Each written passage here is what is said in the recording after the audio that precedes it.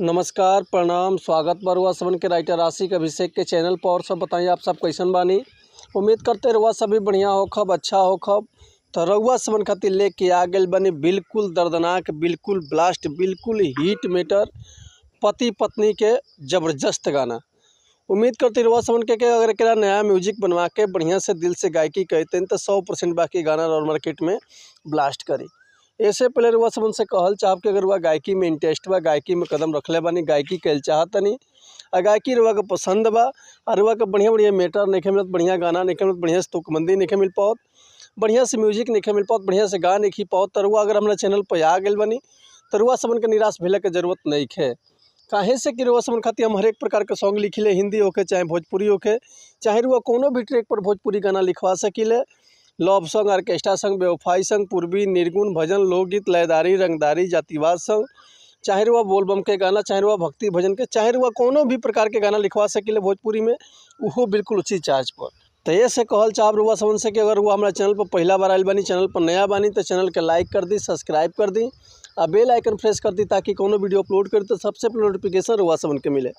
अगर वह सबके वीडियो अच्छा लगा तो एगो प्यारा सा कमेंट कर दी। चलिए देर ना करते हुए आज की मैटर देखा जाए कैसे बा, का एकर लय बा, का एकर धुन बा, रउआ सबन के हम गा के बताओ तनी। उम्मीद करती रउआ सबके बेहद पसंद आई। तो चलिए देखी गाना कैसे बा आज के। एगो औरत अपना पति के बड़ाई अपना सखी से कहतिया, कैसे कहतिया कि बहे जब झुरझुर बेअरिया, बलम मोहे धरे या कवरिया हो, कि बहे जब झुरझुर बेअरिया, बलम मोहे धरे या कवरिया हो, धरे या कवरिया हो, धरे या कवरिया, कि मन जोगे मिलले सांवरिया, सखी मोहे धरे या कवरिया हो।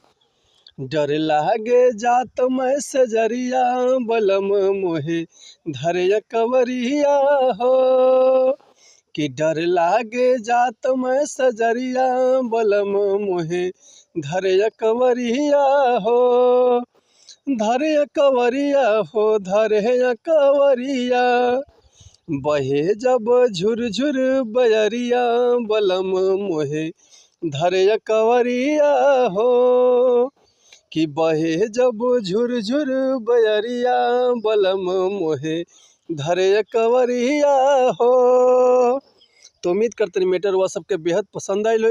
अगर ये गाना के फुल लिखवावल चाहते हैं तो डिस्क्रिप्शन में हमारा कॉन्टैक्ट नंबर बा, व्हाट्सअप नंबर बा, कॉल कर सके, व्हाट्सअप कर सके, रुआ का बिल्कुल उचित चार्ज पे फुल गाना मिल जाए।